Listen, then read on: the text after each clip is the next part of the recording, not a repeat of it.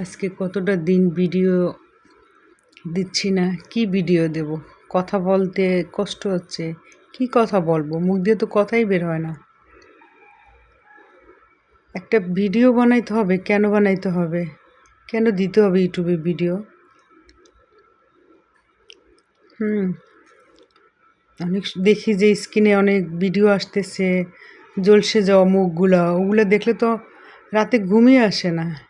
সেইখানে অনেক মহিলারা, মানে কি বলবো, এদেরকে কি বলবো বলা যায়, তারা হেসে হেসে ভিডিও বানাচ্ছে, আবার বলে আমরা দেখতে আসছি। আরে কীভাবে মুখ দিয়ে আসে তো কথাই বলতে পারতেছি না। ভিডিও বাচ্চাগুলার ঝলসে যাওয়া মুখগুলা, মাদের কান্নাগুলা দেখলে আর চোখের পানি ধরে রাখতে পারতেছি না, অনেক কষ্ট হচ্ছে।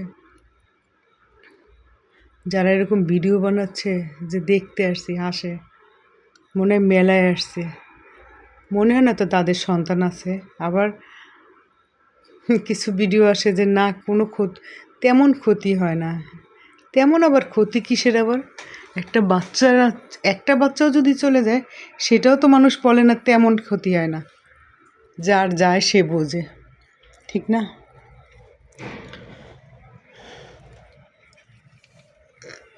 ভিডিও দেখলে, যখন ভিডিও দেখি চোখের পানি ধরে রাখতে পারি না, রাত্রে ঘুমাইতে পারি না।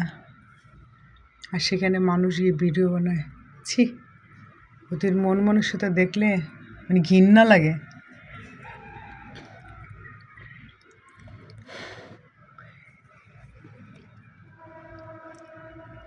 কি কথা বলবো? কালকে দেশে যাব বরিশাল। সেখানে বিমানের টিকিট কাটছি। অন্য সব দিন হলে টিকিটটা আপনাদের সামনে ধরে রাখতাম যে দেশে যাচ্ছি, মানে কেমন একটা অন্যরকম একটা উৎসব মনে হতো। এখন মানে কথাই মুখ দিয়ে বের হয় না। কি কথা বলে ওই সন্তানগুলা, মানে কি বলি, মনে হয় যে ওই সন্তানগুলো দেখলেই মনে হয় যে আমার নিজের সন্তানের চেহারা ভেসে ওঠে।